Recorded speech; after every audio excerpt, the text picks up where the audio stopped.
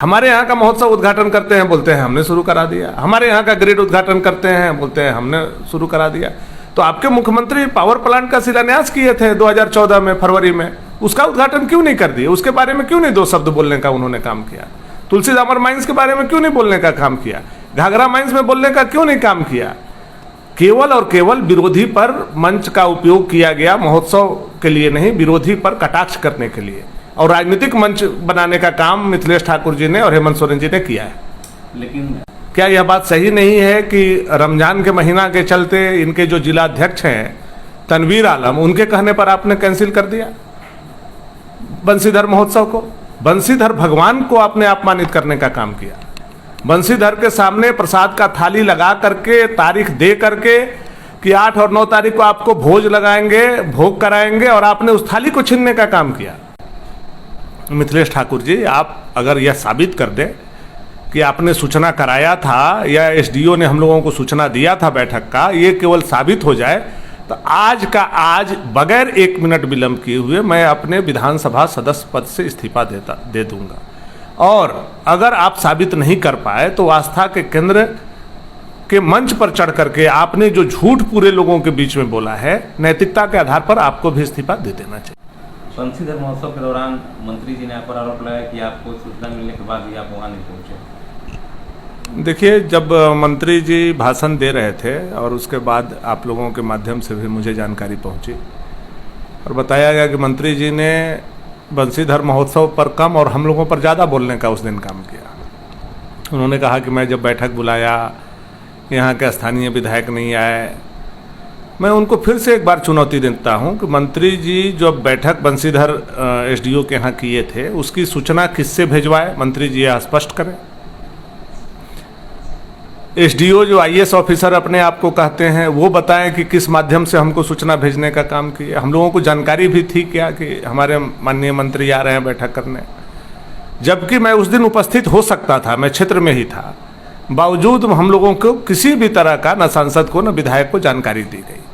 मैं उनको चुनौती के साथ इस बात को कहता हूं कि आप आस्था के मंच पर चढ़ करके और जो झूठ बोलने का काम किया है, मिथिलेश ठाकुर जी, आप अगर यह साबित कर दें कि आपने सूचना कराया था या एसडीओ ने हम लोगों को सूचना दिया था बैठक का, ये केवल साबित हो जाए तो आज का आज बगैर 1 मिनट विलंब किए हुए मैं अपने विधानसभा सदस्य पद से इस्तीफा दे दूंगा।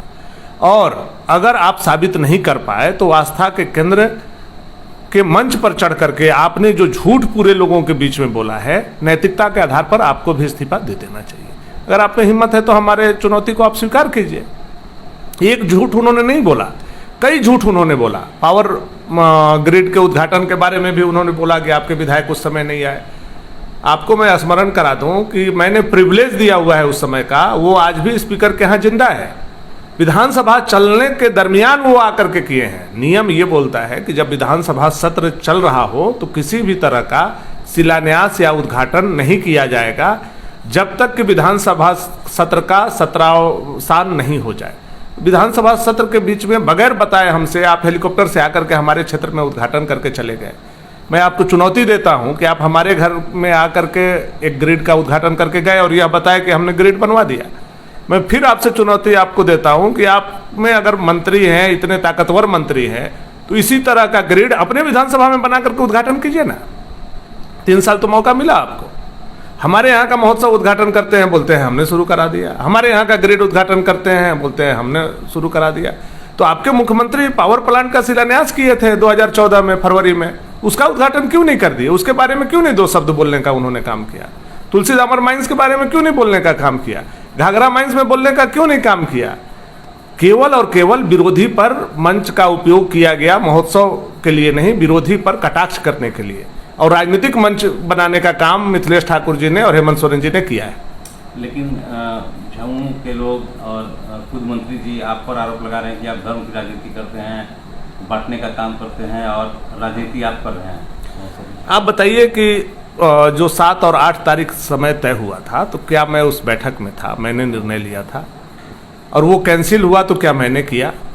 क्या यह बात सही नहीं है कि रमजान के महीना के चलते इनके जो जिला अध्यक्ष हैं तनवीर आलम, उनके कहने पर आपने कैंसिल कर दिया बंसीधर महोत्सव को?